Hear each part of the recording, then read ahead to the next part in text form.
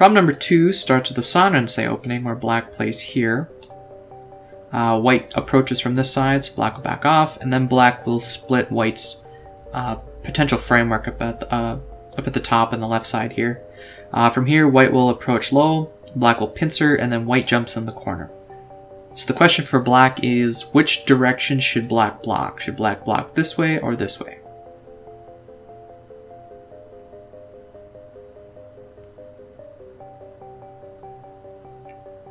Correct answer for black is to block this way, and then this Joseki will probably come about. Now black has a nice wall facing his extension.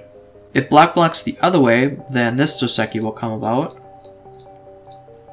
Except now black's framework on the right side is undercut by this stone. This wall is facing a really close stone here.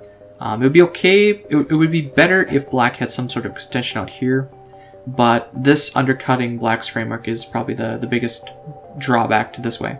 Problem number 6 is similar, except in this case black does not make the Sanrensei, black splits this side, and then white approaches and black pincers again. In this situation, now which way should black block? Should black block this way again, or should black block the other way?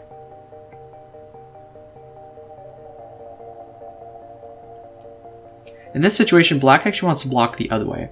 And we're going to see the same Joseki. And then white will make an extension. Black doesn't have to worry about this being undercut because he doesn't have the Sanrensei, so he doesn't really have a framework over here anymore.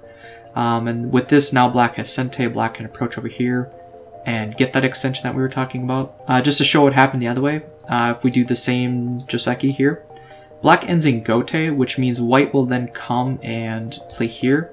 And now black's wall is completely destroyed with white playing right here, because even if black makes this really narrow extension, white will just play here, for instance, and white is completely fine. This is too close to this wall to be any good. So again, this wall is completely destroyed because black ends in Gote.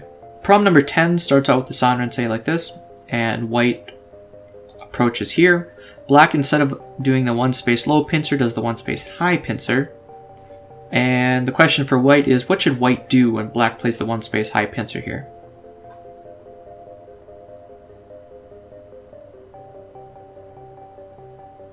White's correct answer is to jump out. This is threatening to harass the stone some more, so black will jump out with it. And then white will play here and make a little bit of a slide here. Now white's pretty comfortable in this position. If white, instead of doing this sort of thing, just jumps into the corner with this move, then black will be happy to block from this way. If white jumps here, black will do this, threaten to poke through, so white will connect. Black will connect here. White will extend here to threaten to poke through, and again black will connect. So now black has this huge, perfectly thick wall facing his extension. White got some points on the top and the corner, but this is a much better result for black than white. A similar example is where black makes a Sanrensei, white makes a similar Sanrensei, and then black makes an extension over here. White now approaches this way, and instead of the one space high, black makes a two space high pincer. White does the similar Joseki here, except instead of making the one space slide, white slides all the way over to here.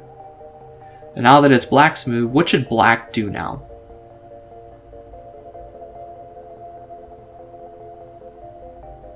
Black's move is to play the capping move here. And this move works really well with this stone over here, because now he's building up a giant moyo on the right and bottom side. And with this move, he's also planning to do, let's say that white doesn't respond over here, makes a corner enclosure here, trying to work with his Sanrensei.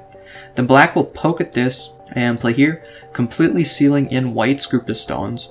And now this is an even bigger wall, bigger box, working with the rest of his moyo. If after this, black makes the extension over here instead, then white is going to jump. And this is threatening to invade over here. Plus now, if black does, say, cap it here or here now, the wall is a lot smaller than it was, whereas before it was coming all the way out to here. So letting white get this really dampens the ability for black's moyo to expand.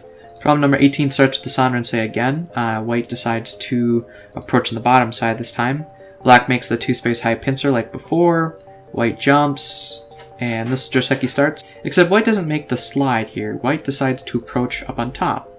Black calmly responds, and then white will finish this by making an extension here. So the question for black is, how does he punish white not making this extension over here.